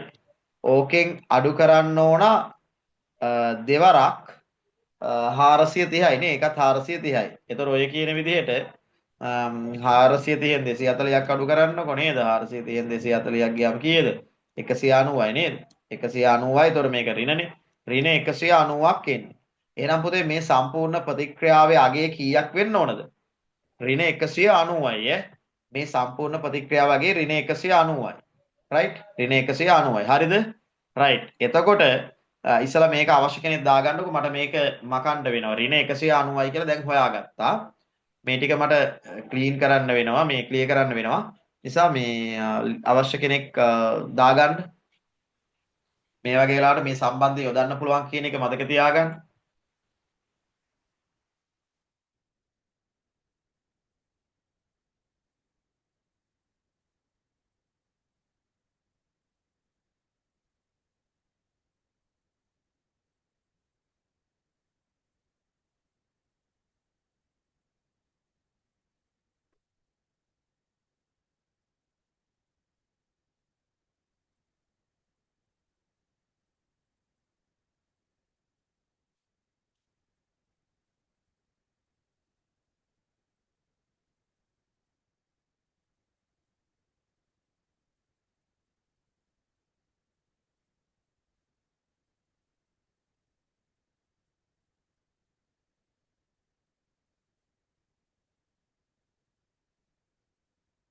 හරි. මම හිතනවා ලියා ගන්න ඇති කියලා. රයිට්. එතකොට ඍණ 190ක් ආවේ. එතකොට පුතේ අපි තේරුම් ගන්න ඕන මේ ඍණ 190ක් එන්න ඕන මේ ප්‍රතික්‍රියාව. දැන් ඍණ 190යි කියන්නේ මේ ප්‍රතික්‍රියාව අනිවාර්යෙන් මොකක් වෙන්න ඕනද? ඍණනේ. ඒ කියන්නේ තාප පුතේ දායක වෙන්න ඕන. හරි. ඒකනේ ඍණ. එතකොට ඔයාලට තේරෙනවා තාපදායකයේ වල මොකද වෙන්න ඕන? මේ දැන් ඔයා දන්නවා මේ සටහනක එකටම වම් පැත්තට වෙන්න නේ. මේ ප්‍රතික්‍රියා ඛණ්ඩාංකය කියන එකේ මේ හරියට වෙන්න ලියවෙන්නේ කාවද? ඒ කියන්නේ මේ වගේ අය ඒ ප්‍රතික්‍රියක දකුණු පැත්තෙන් තමයි ප්‍රතිඵල එන්නේ. එතකොට පුතේ මේ ප්‍රතික්‍රියක මේ ප්‍රතිඵල. හරි. එතකොට අනිවාර්යයෙන්ම මොකක් වෙන්න ඕනද? ඍණ වෙන්න නම් හේතුව මොකද්ද? ඔබ දන්නවා මෙතන තියෙන අක්ෂයක්. මේ තියෙන අක්ෂයක්. ඒ අක්ෂයේ තියෙන ශක්තිය කියලා. එතකොට මෙන්න මේ අක්ෂයට අදාළව යම් ශක්තියගයක් තියෙනවා. මම මේක A කියලා ගන්න. ප්‍රතිපලවලට අදාළව තියෙන වාගයක් මේ. ඒක B කියලා ගන්න. මෙයා ඉන්නේ පොඩ්ඩක් මෙහෙට වෙන්න තමයි. නමුත් එයාට කෙලින් මේක බලන්න. එතකොට පුතේ Aට වඩා B යටින් නම් ඉන්නේ. ඒක තාපදායක ප්‍රතික්‍රියාවක් නේ. ඔබ දන්නවා මේවා. එතකොට බැලුවත් A පහළට වෙන්න මේ කොටස උඩට වෙන මේ කෑල්ල පහළට ඇවිල්ලා මේ කෑල්ල උඩට වෙලා තිබ්බනම් ඒවා තාප අවශෝෂක ප්‍රතික්‍රියා කියලා අපි කියනවා. ඒ කියන්නේ දැන් මෙතනදී වෙන්නේ මොකද්ද? ප්‍රතික්‍රියක නේද? ප්‍රතික්‍රියක ප්‍රතිඵල බවට පත් වෙද්දී ශක්තිය පිට කරනවා. දැන් නේද? එතකොට දැන් අපිට ආවේ කීයද? ඍණ 190යි. එතකොට පුතේ අපි දන්නවා ඍණ 190 ආවේ එන්නේ ඇයි? ඍණ 190 එන්නේ ඇයි? මේක තාප දායක නිසා. එතකොට අපිට තාප දායකේව තමයි මේකේ බලන්න ඕන. ඒකටම පුතේ තාප දායකේ වැර ඉතුරු ටික අපිට මේකෙන් අයින් කරන්න පුළුවන් නේ. දැන් මේක දිහා බලන්න. මේක දිහා හොඳට බලන්න. මේකේ මෙන්න මේ උත්තර වලින් අපිට හැකියාව තියෙනවා මේක තාප අවශෝෂක එකක් මේක අයින් කරන්න. මේකත් තාප අවශෝෂක එකක් මේකත් අයින් කරන්න. දැන් මෙන්න මේ වලින් බලන්න මොකද්ද 190ක් තියෙන්නේ කොහෙද කියලා. මේ දෙකම හරි වෙලා තියෙනවා නේද? දැන් ඍණ 190 තියෙනවා. රයිට් මේක ඍණ 190 240 240 ආය 190 මේක මෙතන පොඩි වැරද්දක් වෙලා තියෙනවා. මේ උත්තරේ මේක මේක වැරදි. හරි. මේ ප්‍රස්තාරය මෙතනට වැදිලා තියෙන්නේ. නමුත් හරි උත්තරවල තියෙන්නේ මෙතන 4 වෙනි එකට මෙහෙම එකක් නෙමෙයි දරුවෝ. හරි. HCl උඩට ගිහිල්ලා මේ HCl එක මෙහෙට ගිහින් මේක පහළට ඇවිල්ලා 190ක් තියෙනවා. ඒ කියන්නේ ඇත්තටම දීලා තියෙන එකේ තුන්වෙනි එක සහ ඔබ ගාව උත්තර ඇති 3 4 සහ 5 මට දැන් මේ වෙලාව වෙනස් කරන්න අමාරුයි 3 4 5 කියන ඔක්කොම දීලා තියෙන්නේ පුතේ තාප අවශෝෂකද. ඒ කියන්නේ මේ කෑල්ල මෙහෙට ඇවිල්ලා මේ කෑල්ල උඩට ගිහිල්ලා 190 හරි 190ක් තමයි දීලා තියෙන්නේ. එතකොට අපි දන්නවා මෙහෙම උඩට ගියොත් මෙතන එන්නේ ධන 190. හරි. එතකොට මේ පළවෙනි එක හරිනේ කෙලින්ම ඍණ 190.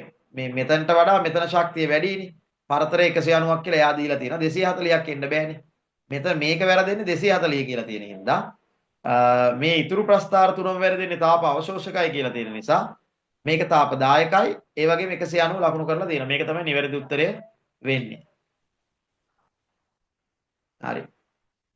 අවශ්‍ය කෙනෙක් දාගන්න. තව ප්‍රශ්න කීපයයි අපිට තියෙන්නේ.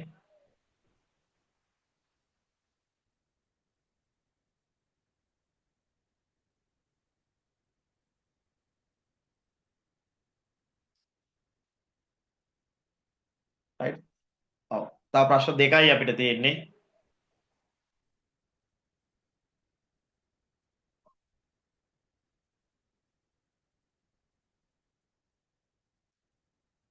right අපිට ගාණක් දීලා තියෙනවා. මේ ගාණ අපිට අහලා තියෙන්නේ මේක 2023 19 වෙනි ගාණ. හරි. මේ ගාණේ අපෙන් අහලා තියෙන්නේ මෙන්න මේ ප්‍රතික්‍රියාවේ යන ප්‍රතික්‍රියාවේ T උෂ්ණතාවයේ ඩෙල්ටා G හොයන්න.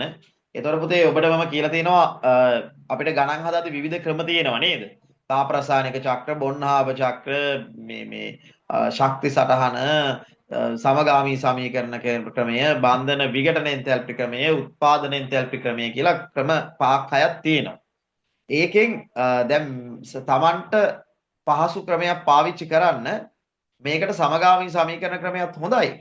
නමුත් අර මම සාමාන්‍යයෙන් පොදුවේ පාවිච්චි කරයි යන්නේ මේ වගේ මම තීරණය කරේ මේ A level MCQ සාකච්ඡාවේදී ඔබට තාප රසායනික චක්‍රයෙන් කියලා දෙන්න ඔන්න පේපර් ක්ලාස් එකේදී වගේ නම් මම ක්‍රම කීපයක් කියලා දෙනවා. ඉතින් මෙතන ක්‍රම කීපයක් කියලා දෙන්න නම් වෙලාව නැහැ දරුවනේ.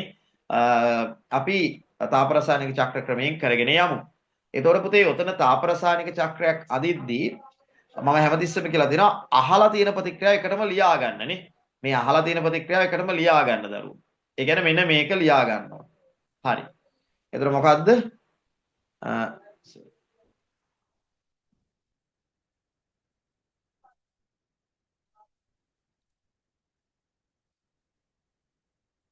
right.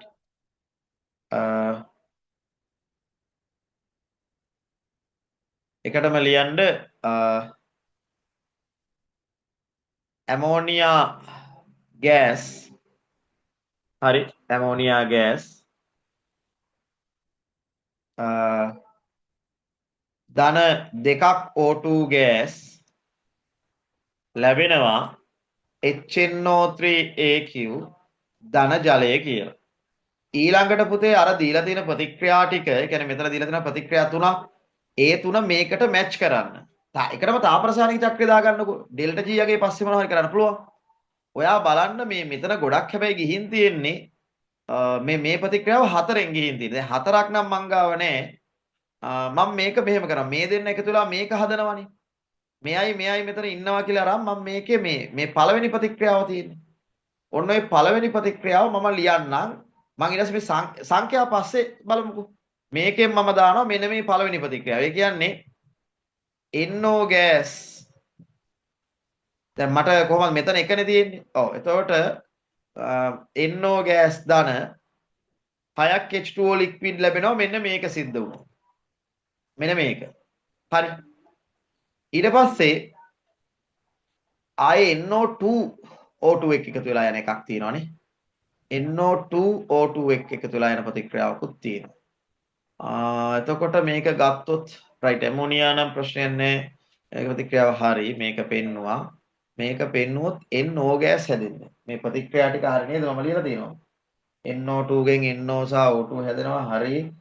හතරක් NO sorry හතරක් NO2 තමයි O2 එක එකතු වෙලා මෙතන තුලිත බව වැරද්දක් තියෙනවානේ. හතරක් එන්න ඕනද? ඔව්.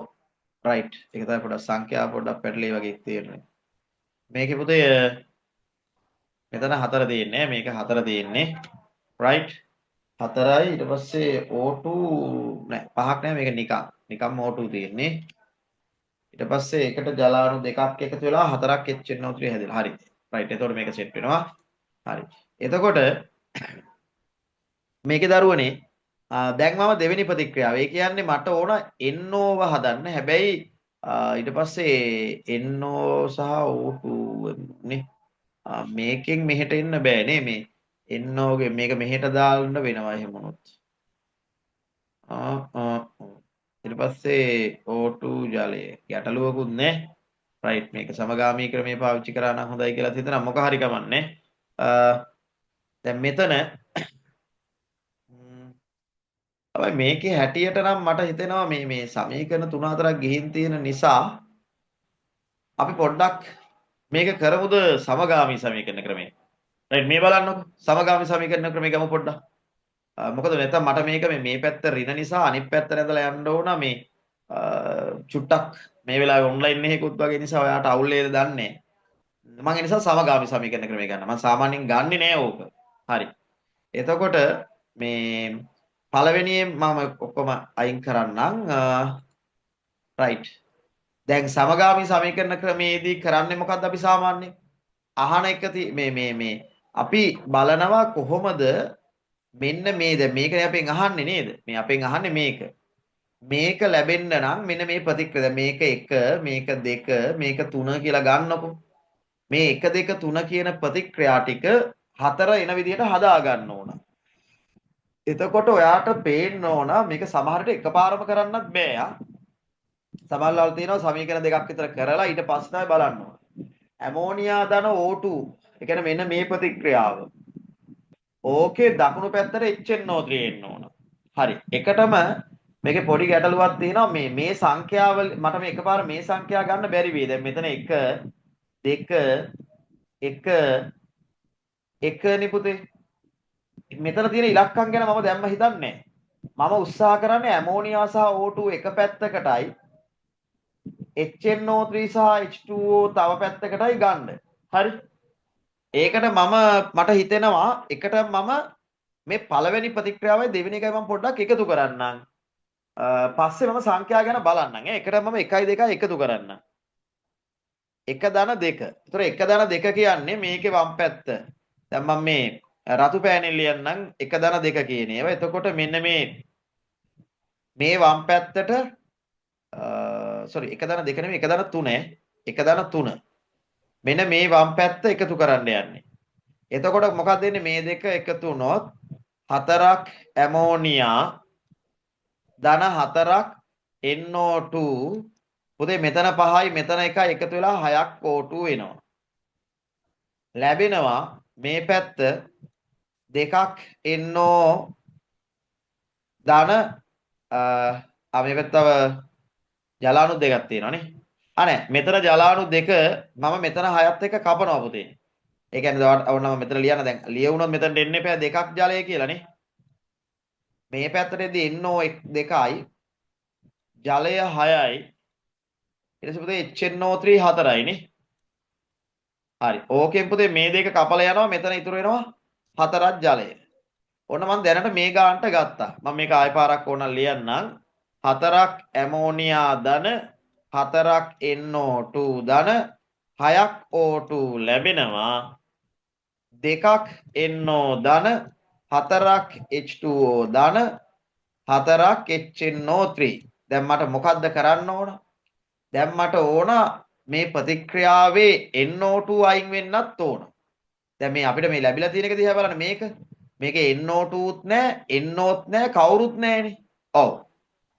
එතකොට මේක කරන්න පුළුවන් මොකක් විදිහටද? අපි නිකම්ම නෑ අපි ඕක කරන්න වෙනවා HNO3 මේ පැත්තට දාලා දෙවෙනි ප්‍රතික්‍රියාවට දැන් අපිට උදව්වට ගන්න තියෙන්නේ. දෙවෙනි ප්‍රතික්‍රියාවෙන් වැඩි දෙන NO දෙකයි දකුණු පැත්තට ආවෙනේ. NO දෙකක් ආවේ. එතකොට අන්තිම ප්‍රතික්‍රියාවේ NO2ත් නැහැ. තුලිත ප්‍රතික්‍රියා ටික හරියද? වැරදීනේ පුතේ. දැක්කද ගාන වැරදුනේ ඇයි? මේ බලන්න. මම මෙතන ලියන් තියනවා වැරදීනේ මේ ගාන print වෙලා තියනවා වැරදි. මෙතන 4 තියෙන්නේ. මෙතන 4 ඒකනේ දැන් හදන්න බෑ බෑ වගේ හිර වෙනවා වගේ පේන්න ගත්තේ ඒකයි. උදේට බලන්න මෙතන එතකොට පුතේ එන්නේ කීයක්ද? ඔව් මෙතන එන්නේ දරුවනේ right.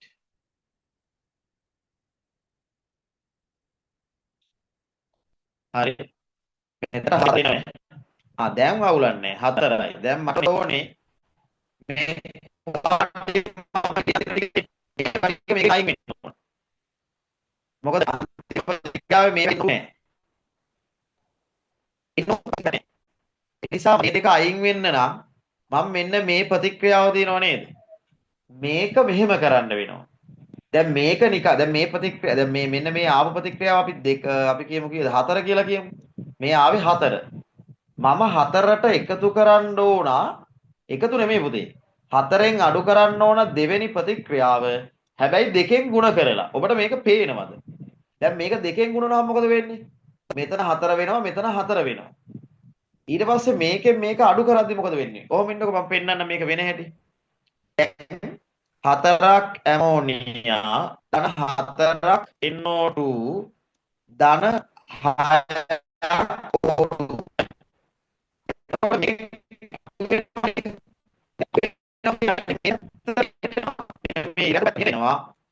මේක මෙහෙට යනවා එකතුවක් විදිහට. ඒතකොට මෙතනට කෙලින්ම එකතු කිරීම කියලාම දාන්න. මෙන්න මේ මම කොළ පාටින් රවුම් කරපු කොටස හැබැයි දෙකෙන් ಗುಣ කරන්න. මොකද දෙකෙන් ಗುಣ කරනවා කියලා මම කිව්වනේ. එතනට එනවා 4ක් NO ධන 2ක් O2. ඊට පස්සේ මේක මේ පැත්තට ලියන්න. ඒතර මේක එකක් පැත්තට. ඒකලා මේක ලියලා ඉන්න. දැනට අපි ගාව ලියලා තියෙන්නේ මොකද්ද මේකනේ. මෙන්න මේකයි අපි දැනට ලිව්වේ ඒ ටික ලියලා ඉන්න එකටම 4ක් NO ධන 4ක් H2O ධන 4ක් HNO3. එතකොට මෙන්න මේ කොටස තියෙන්නේ පුතේ. මේ කොටස අර පැත්තට යනවා. ඒක එකතුවක් විදිහට යන්නේ. ඇයි මොකද මෙතන තියෙන්නේ අඩු කිරීමනේ නේ. මෙතන අඩු කිරීම වුණාම අරක එකතුවක් විදිහට යන්නේ. දෙකෙන් ಗುಣ වෙනවා. ඒ කියන්නේ 4ක් NO2. දැන් දරුවෝ කැපෙනවනේ හතරක් එන්නෝට කැපෙනවා මෙහෙ තියෙන හතරක් එන්නෝට හතරක් එන්නෝට. හරි. දැන් මේකේ ආපු උත්තරේ තියෙනවනේ. ඔව්. එකට මේකේ උත්තරේ ගමුකෝ. මේ සම්පූර්ණ එකේ උත්තරේ ගමු. දැන් තව මම අගයන්සලා දැම්මේ නෑනේ ඇත්තටම නේ. 1යි 3යි 1 3 කියන්නේ මෙන්න මේ ග්‍රීඩ්ස් අගයන් දෙක එකතු වුණා පුතේ.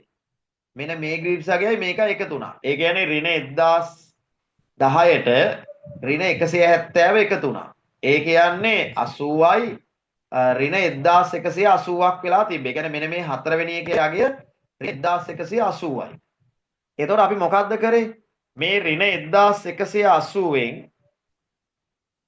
නේ. ඒ කියන්නේ හතරවෙනි එක කියන්නේ ඍණ 1180න් අඩු කරා දෙවෙනි ප්‍රතික්‍රියාවේ ග්‍රීඩ්ස් අගය දෙකෙන් ගුණ කරලා. ඒ කියන්නේ 70 දෙකෙන් ගුණ කරලා. ඒ කියන්නේ ඍණ 1180 අඩු කරන්න ඕන 140ක්. එතකොට පුතේ මේ දෙක එකතු වෙනවනේ. එතකොට 0යි 2යි 3යි ඍණ 1320ක් කියලා උත්තරේ එනවා. හැබැයි අමතක කරන්න එපා මේ ඍණ 1320 ආවේ ඇමෝනියා මවුල 4කුයි ඔක්සිජන් මවුල 4යි මේ 6යි 2යි 8කට. ඒ කියන්නේ 4කුයි 8කුයි එක ආවේ. හරි.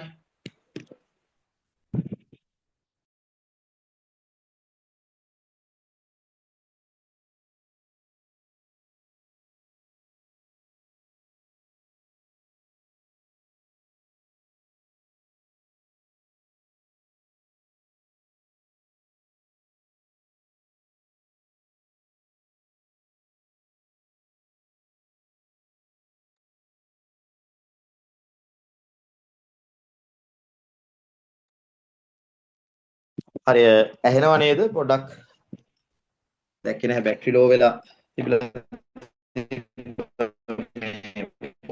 මේ ඇහෙනව නේද මැසේජ් කරන්න ඉක්මනින් ඇහෙනව නේද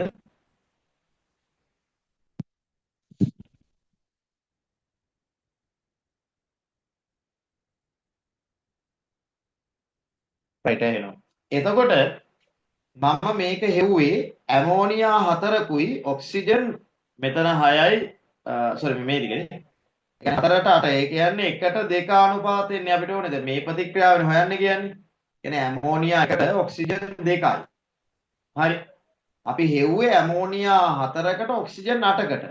ඒ කියන්නේ මේ දැනට ආපු වගේ තියෙනවනේ. ඒ තියෙන්නේ ඒක 4ෙන් ಗುಣ වෙලා ආවිලා තියෙන. ඒ නිසා පුතේ මේක 4ෙන් බෙදන්න. අර 4ෙන් බෙදුවොත් කීයද ඍණ 13ට 4 ඒවත් 3යි. එතකොට 12යි 12යි කියන්නේ 4 ඒවා. ඒ 3යි බිඳුවයි. ඍණ 330 වගේ උත්තරයක්. 5.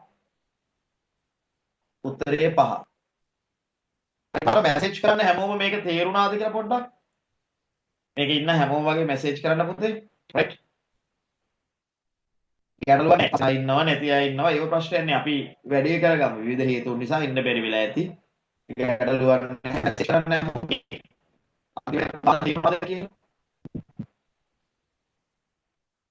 පර්සනල් දැම්මත් කමන්නේ. කොමන්ට් දැම්මත් කමන්නේ. කොමන්ට් අහලා රයිට් දාන්න. මේ අන්තිමට කරපේක තේරුණාද කියන්නේ?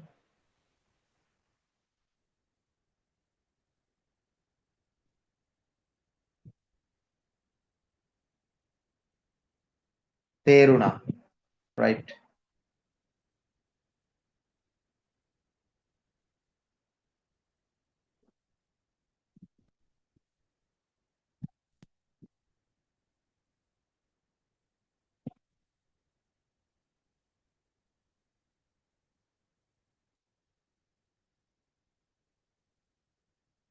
හොඳයි සැලකිලි දෙනෙක් දාලා තියෙනවා. රයිට් අනිත් අය දැම්ම නම් මොනවද තියෙනවා ඒත් ප්‍රශ්නයක් නෑ දාන්න.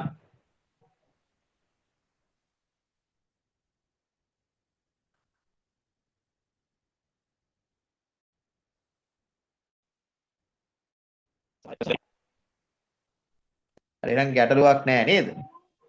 රයිට්. හරි. එතකොට පුතේ මේ රයිට් අන්තිම ප්‍රශ්නෙට යන්න තියෙන්නේ අවශ්‍ය දේවල් දාගන්න.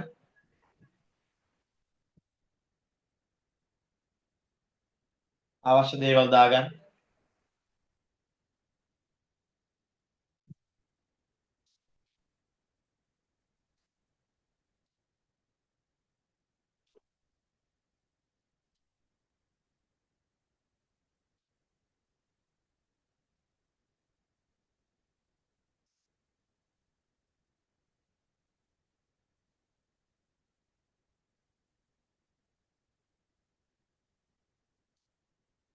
ඔක තාප රසායනික චක්‍රයෙන් කරන්න ලේසි අර වැඩේදී ඔයා දැක්කනේ දැන් මෙතන මට ඍණ කරන්න උනානේ.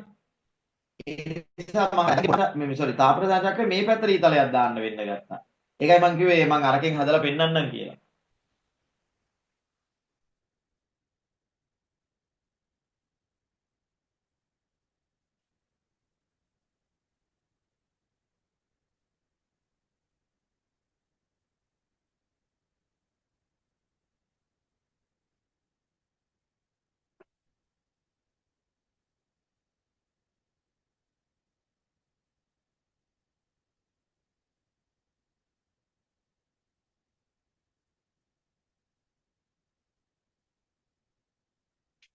රයිට් අවසාන ගානට එන්න යන්නේ මං කරමු අපි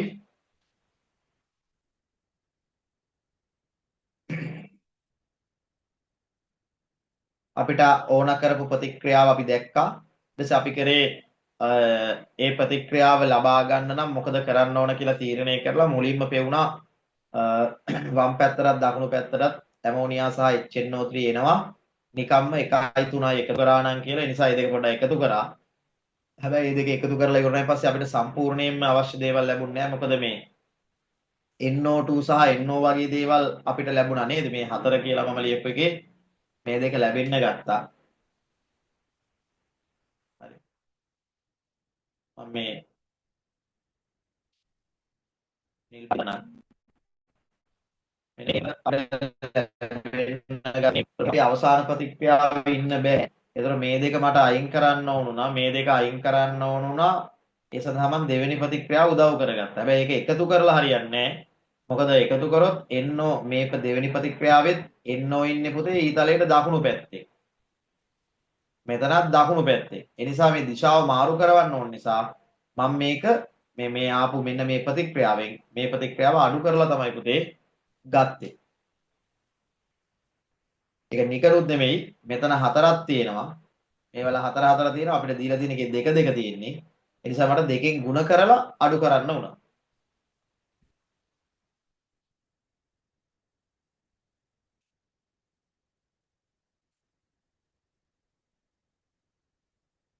ඒ වගේම ඕගොල්ලෝගෙන් ඉල්ලීමක් තව තවත් ලංකාව පුරා ඉන්න ළමයින්ට අපේ ගෲප් එකට එකතු වෙන්න. ඕගොල්ලෝ දන්න යාළුවෝ ඉන්නවනම් පර්මිෂන් එක දීලා තියෙන ගෲප් එකේ ඒ ගෲප් එකට පුතේ ඇඩ් කරගන්න පුළුවන්. හරි. ඔයාලගේ ඉස්කෝලේ පන්තිවල යාළුවෝ එකතු කරගන්න කැමති අය ඉන්නවනම් රැඳෙයි. අවශ්‍ය නැති අයට ලෙෆ්ට් වෙන්න පුළුවන්. රයිට් අපි එහෙනම් අවසාන ප්‍රශ්නෙට යමුද?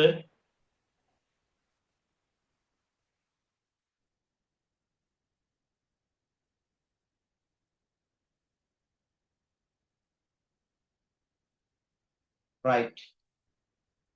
එහෙනම් මෙන්න අපි අද දවසේ කතා කරන අවසාන ප්‍රශ්නය. රයිට්. මෙන්න මේ ප්‍රතික්‍රියාව මේක නම් ලේසි ලොකු වෙලාවක් යන්නේ නැහැ නේද? 2023 23 වෙනි ප්‍රශ්නය අපිට කියනවා මෙන්න මේ ප්‍රතික්‍රියාව සිද්ධ වෙනවලු සම්පූර්ණත්වයේ කරා යන ප්‍රතික්‍රියාව සිද්ධ වෙනවලු මොන භාජනයක් තුලද?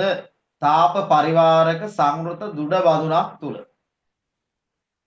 තාප පරිවාරක සංවෘත දුඩ බඳුනක් තුල සිද්ධ වෙනවා. පැහැදිලි? එතකොට ඒකේ අදහස දරුවෝ දැන් මේක තාප අවශෝෂකයි නේද? ඔබ තේරුම් ගන්න ඕන. මේක තාප අවශෝෂකයි. ඒතර තාප අවශෝෂක නිසා තාප අවශෝෂක ප්‍රතික්‍රියාවක් සිද්ධ වෙද්දී මොකද වෙන්නේ?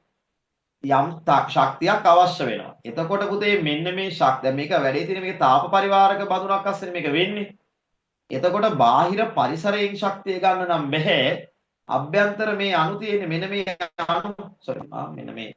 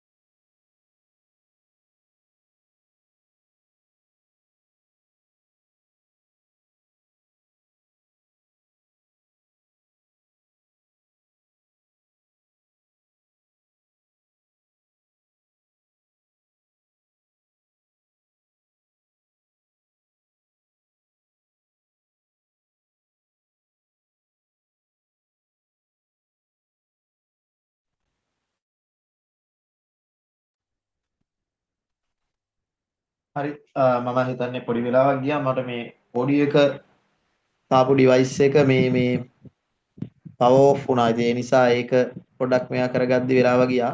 රයිට් දැන් ඇහෙනවද කියන්න දරුවනේ මට? දැන් ඇහෙනවද ඔයාලට? අන්තිම ප්‍රශ්නේ තිබ්බේනේ. හරි. දැන් ඇහෙනවද? මැසේජ් කරන්න.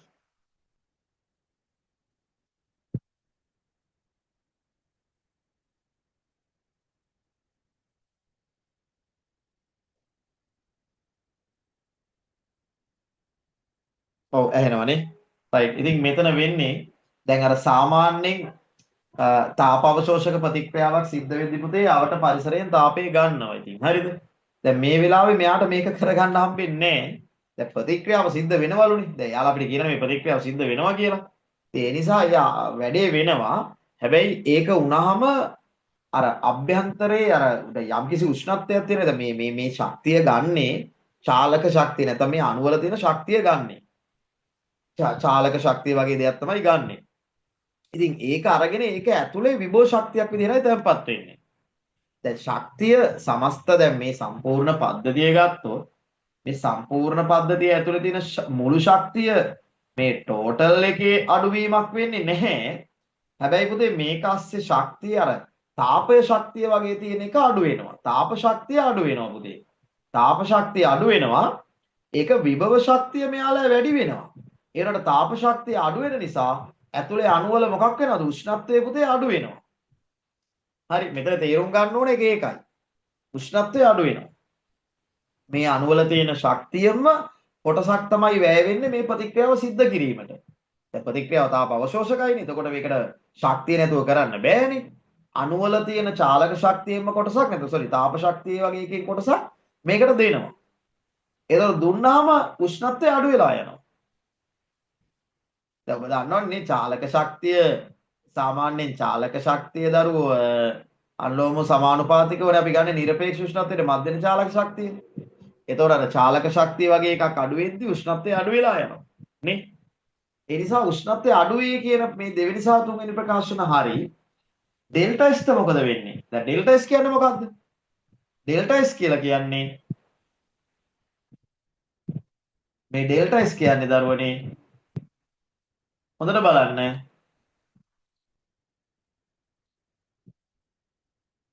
මේ පැත්තේ වායුමය අනුගණන 1යි මේ පැත්තේ වායුමය අනුගණන 1යි 2යි වායුමය අනුගණන මොකක් වෙලාද? වායුමය අනුගණන වැඩි වෙලා තියෙනවා. නේ? එක වායු අණුවක් කැඩිලා වායු අණු 3ක් හදලා. ඔබ දන්නවා වායුමය අනුගණන වැඩි වෙද්දී එන්ට්‍රොපිය වැඩි වෙනවා කියලායි අපි ගන්නෙ නේ. එන්ට්‍රොපිය වැඩි වෙනවා කියලා ගන්න. හරි. right. පැහැදිලිද? ඒ අනුව උත්තරේ එන්න මොකද අඩුවේ වැඩි වේ නම් දනනේ. උත්තරේ 2. right මේ ටික තේරුණාද දරුවනේ? මේ ටික තේරුණාද? අන්තිම ප්‍රශ්නේ පිට කලින් ඉවර වෙන්න තිබ්බා. පොඩ්ඩක් අවාසනාවන්තයි අපි දෙගොල්ලොම. හරි. විනාඩි 10ක් විතර වගේ නැති වුණා. හරි. තේරුණාද හැමෝටම? right. එහෙනම් හැමෝම දාම් බලන්න ෆයිනල් මැසේජ් එක. තේරුණා නම් මේ කියප එක.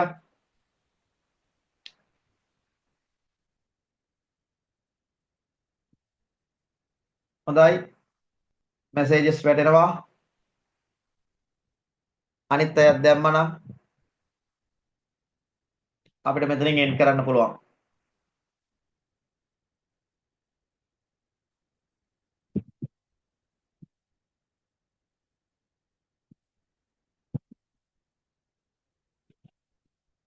right.